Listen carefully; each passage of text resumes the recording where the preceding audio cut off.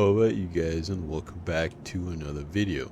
And today we are in 324.2 PTU for the first time, and I wanted to go ahead and check out the new MFD. So I've got the Hornet here, and I'm just going to kind of go through, and this is kind of just like my first time checking out what the MFDs are like and what the new HUD looks like. So without further ado, let's get right into this video. Alright, so right off the bat, I gotta say this looks pretty clean, I'm not gonna lie. Okay, so All systems offline. power it down real quick. Okay, the interior is the same. You're gonna just use F here to be able to look around the cockpit, and then you get the mouse pointer. Turn everything on. Aerospace. All systems online. And then we're going to turn on the engines. Engines online. Quantum fuel is at 100%. And all of a sudden we see some things turn on here. You can see this kind of has a placeholder name, but this is going to be your engines.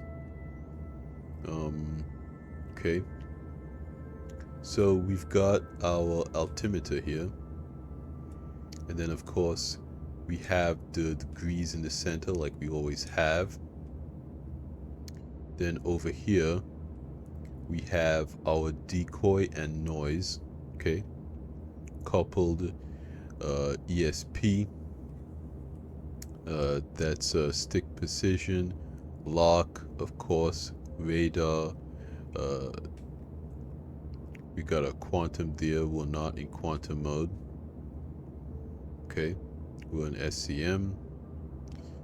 The coolers. Okay, proximity, shields, thrusters, weapons, power. Then over here we have our VTOL gear. And again, SCM and gun. Okay. Or that nav mode. We have this thing in the center. And we have meters per second, so that's your speed. Okay.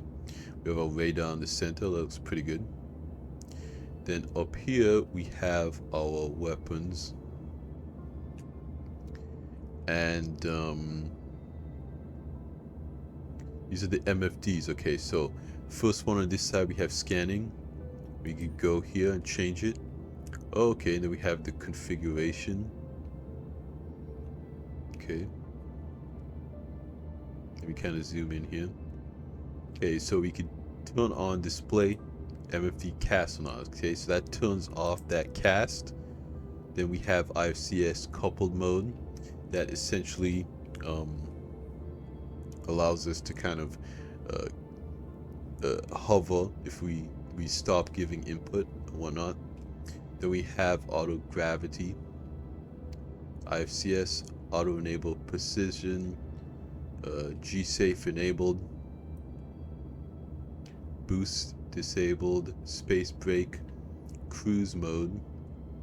Okay, ESP enabled, proximity assist, extended info. Okay, so that's the general. And then we have gunner here, and so this show precision lines, that's off when we turn that on. Okay, then we have lag or lead pips, so you can change that right there. We have fade pips, that's turned on. With single use single pips. Okay, and so when you're looking at it, I believe that's the where you can see both of them at the same time. Larger aiming UI. Then we have staggered fire. Okay, so that's gunner. So that's essentially one weapon group will fire, and then the second weapon group will fire, kind of staggering your fire. So that's configuration. We have comms. Okay, so we could call the spaceport there. We have power management. Okay, so this is going to be a big change, one of the biggest changes here. Of course, we have it over here again, but you can set whatever kind of screen you want on any MFD. So you could just cycle to them here on the bottom, which is nice. So you know, we could have kind of always done that. We could go in and you would see the panel of all the options of the screen you can choose from.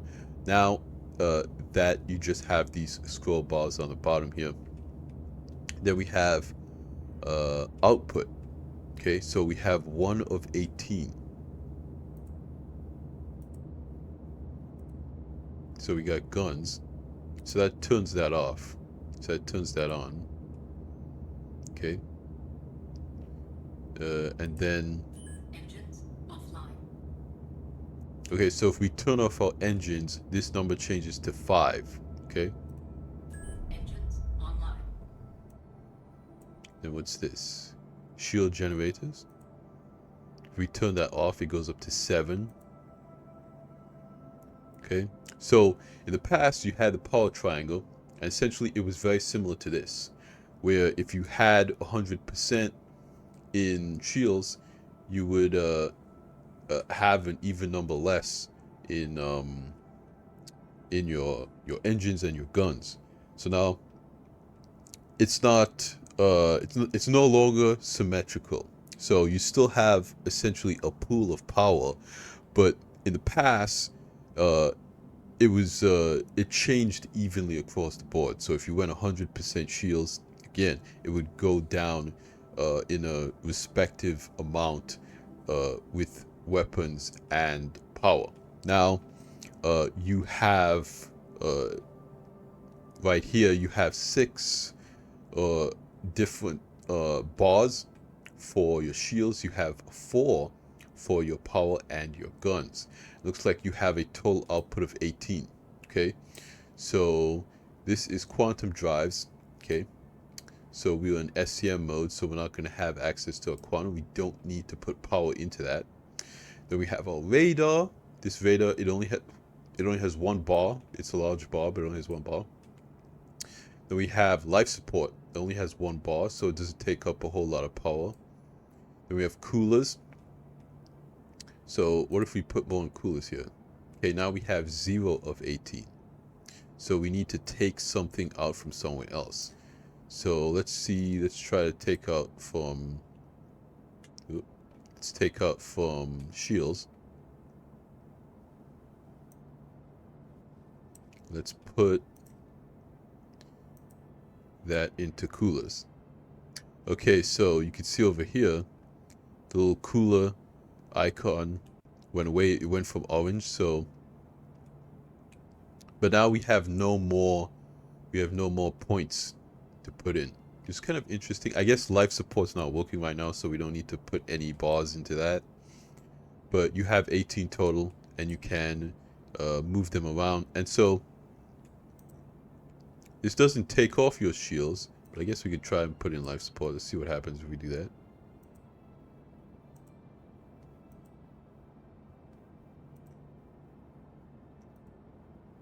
Okay, so it's just on by default. We really can't mess with that because life support's not in the game yet. So we still just have 1.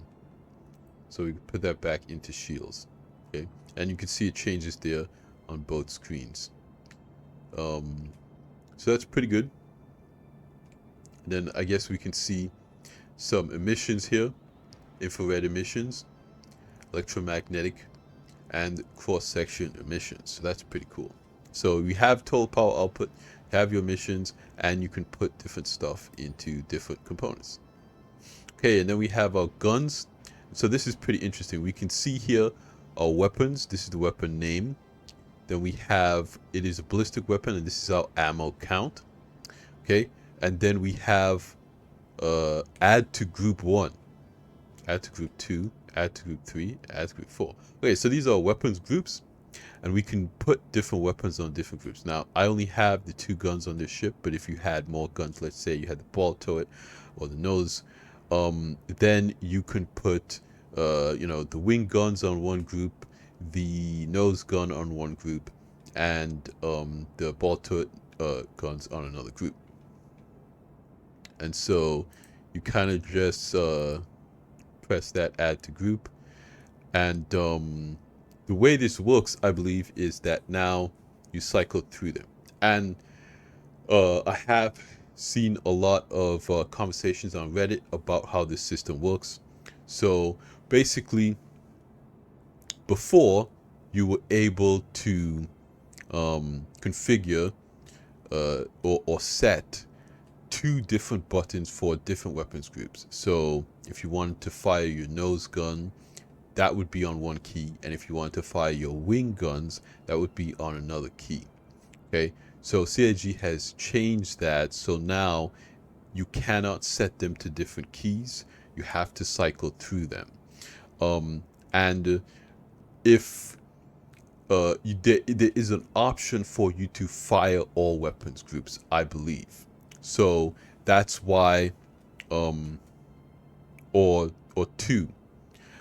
So that's why you kind of see here that weapons group 1 and weapons group 2 are highlighted. So I believe that when you press fire, both of these weapons groups fires. Okay, so you can fire two weapons groups at the same time, but you can't bind those to different keys. So if you go and cycle through these weapons groups and you want to fire both these weapons groups at the same time, you can do that, but it will be on one trigger instead of being on two triggers. And there are a lot of people that have flight sticks that have two-stage triggers, so you can fire two different weapons groups separately. Now that second stage trigger can't be bound to that. What a lot of people are saying is that just, go on Spectrum and give CIG your feedback about this. I haven't used it in combat, so I can't tell you. Most ships are probably only gonna need two weapons groups, because more than likely they have two weapons mounts, like something like the Avenger, for instance. You have a nose mount, and then you have wing mounts. There are some combat ships, again, like the F8 and the F7 here, that have three weapons groups, and then it gets a little bit more complicated. I do think that CIG should give us the option to enable that in the configuration screen, to split the weapons groups into two subgroups. So you have four weapons groups, and then you have two firing groups. So you can essentially set weapons groups 1 and weapon group 4 to different keys, or maybe you want to fire weapon group 3 and weapon group 4. So you can essentially set a different weapon group to a different key by splitting the cycle function. So essentially you'll be able to cycle through that weapon group on that key. So I think that would give us a lot of control, a lot of flexibility, to have two triggers and be able to cycle on both those triggers. Ideally, that's what I would love CIG to do. I don't know if they're going to do that, but again, let CIG know on Spectrum, on Reddit, on that type of stuff. So that's weapons configuration. Then we have shields. Okay, we can see the ship here. Shields. We can also see it up here. See gimbal group, guns all fixed in our cast. Okay, and so here we have self status. It looks similar to shields, but you have your ammo count there. You have the weapons group all. So it is displaying here that we are currently in the weapons group all guns. Gimbal fixed there. And then we have our target status. We have no target. Then we go back to scanning. It is ready to scan. And we can see all of our config screen there. So I'm going to leave this in hail there, so we can kind of get out of here and fly around and kind of see what that looks like. Okay, so I'm targeting this guy. And now we can see more information about him. Velocity is not moving. faction unavailable. Target currently unavailable.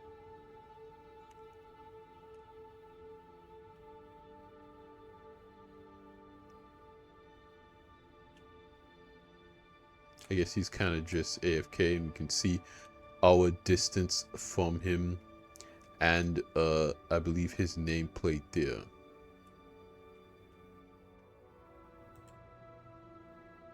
Okay, and then we have precision targeting mode, and we can see our target there. That is the retaliator. It is back here, of course, still friendly.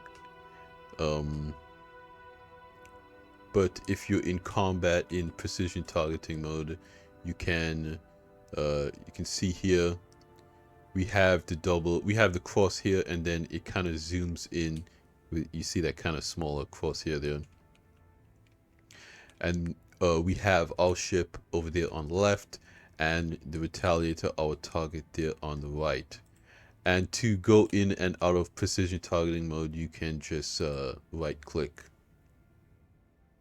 So right now, it appears that it is set to the scroll wheel changes the weapons group. So how do I increase and decrease my speed? Okay, so that is my speed. Yeah, but I can't use the scroll wheel to adjust it. Maybe that's some kind of setting I have to kind of get into. And then we have boost. Okay, so boost is over here on the right, and that shows you what percentage of boost you have left as it's going down. Looks pretty good, I like that. And then of course meters per second, that's going up pretty rapidly as we boost. And we also have the new UI markers. We can see OM1 right here. That looks pretty good. So I guess we'll go in space and we'll see what the rest of the markers look like. Again, 75 degrees, 85 degrees. Boost straight up so we can get out of Atmo as fast as possible.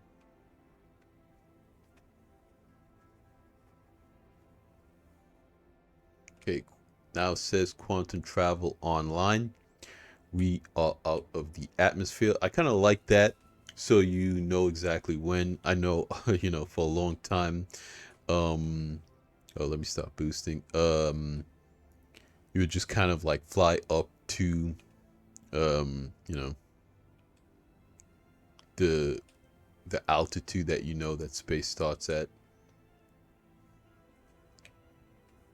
And apparently CIG also changed the skybox. We can see it here a little bit. It is a bit less green. It's still obviously more green than it used to be, but we can see it has more stars, and it is a bit less green than it was before. I like it. I think it's okay. I think it's a you know, a compromise between what it was before and now. I think CIG really just wanted to change it so that Stanton's spacescaping was more distinct in comparison to Pyro, because Pyro's spacescaping is very distinct. Okay, so now let's see if we can see some quantum markers here. Yes, we can. We have Michael 4. And then this kind of, okay, so this is what a jump point looks like. It's a little circle, open circle. And then we have a planet, it's a full circle. And Lagrange point is also a full circle. And Crusader, that is a open circle. Okay, so planets are open circles. Moons and Lagrange points are closed circles or filled in circles. And then jump points are these kind of like open things there. That's kind of nice, so you can tell, yeah, Houston. So these open circles are the planets here, and then we have ArchCorp. And then we have, this is the station, which makes sense. It kind of looks like how a station looks like with the ring around it. This line with this line going through a circle is the icon for the stations. And so this jump point is kind of the line going through the circle, but it's a closed circle. Then we have all of these arrows now for points of interest around a planet. That also looks pretty good. Shubin Mining, Microtech Logistics Depot, just different places around the planet you can see. So this red stuff, so that is orbital marker, that kind of circle there, like this one. This is going to be OM1. I like that because, again, it's instantly recognizable. What you're looking at, what you're looking for. You don't kind of, have to guess what you want to get to. It seems, pretty logical. And so I guess we can just go ahead and quantum somewhere and just see that. So actually, we'll open the map here. Oops, press the wrong button. And apparently they changed some stuff here as well. So now if you hover over an icon, you will see that the little information for it. As you can see here in the left, as I hover over Clio, we can see Clio. Calliope, we have Calliope. Already selected Microtech. So click on Clio. We have more information here in the main, kind of like in the main pane there. And then we can set the route to that and then move view to selected location. Okay, so just click on that and we can see that we want a route to there. It makes the route. It gives us all the information. This is not new. It's just really, I think, the hovering over what you want to go to. Again, Mike L1, it tells you it's a Lagrange port, that type of thing. So we are now all set up to jump to this location, and we have the icon here. So if we kind of point away, it's just kind of showing us the circle with the little arrow, what direction we need to be in to jump over there. And it just calibrates, and you left click and you jump to that location. And because we're jumping there, the icon turns to red and our thrusters turn to red as well. Okay, and so we should see power management here. Wait a minute. Okay, this is the shield generator. Shield generators are off while we're in nav mode. Okay, but we can see our quantum drive is enabled, and yeah, we still have one extra point there.